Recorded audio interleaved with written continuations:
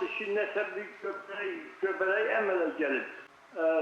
Həkimin də yanında olmuşam, nəsə bir dərman yazıb, mağazdan yatdan yazıb, amma ki, nəsə müalicə olmur da ağrı verir. Ayaqqabının ayağıma girirəm, belə də ağrıyır, ayaqqabı geyəndə də ağrıyır, yeriyə bilmirəm, axsıyıram onunla, yeriyə bilmirəm. Müəllim, şəkərin zadın var sənin, şəkərin zadın yoxdur.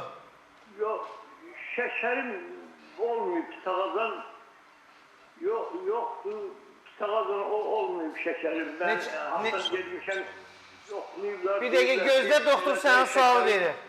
Bir dəqiqə. Müəllim, bu baş parmağın ətrafında bir qızartı, şişkinlik yoxdur şu?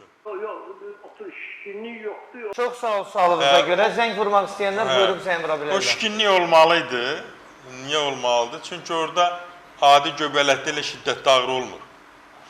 Yəni, bəzən görürsən ki, qarışıq bir yerdə olur. Yəni, həm göbələk olur, həm də orada padagra deyilən bir, yəni sidir turşu duzunun qanda miqdarının çoxluğu deməkdir.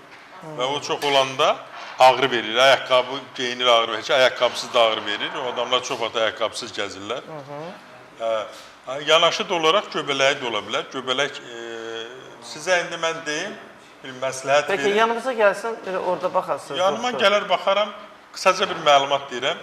Götürürsünüz həmin yerə, həmin nahiyyə, demək, atırsınız 3%li Perex tökürsünüz üzərinə, sonra köpüklənir, üstünə quru halda tökürsünüz soda, 2 xörək qaşığı və üzərinə də 20 damcı da yod, onları qarışdırıb tökürsünüz, üstündən də isti su biraz qalır, əlavə edirsən, götürürsən. Hər gün təkrar edirsən, nəticə olmasa mənimlə əlaqə saxlayırsan, zəng edirsən.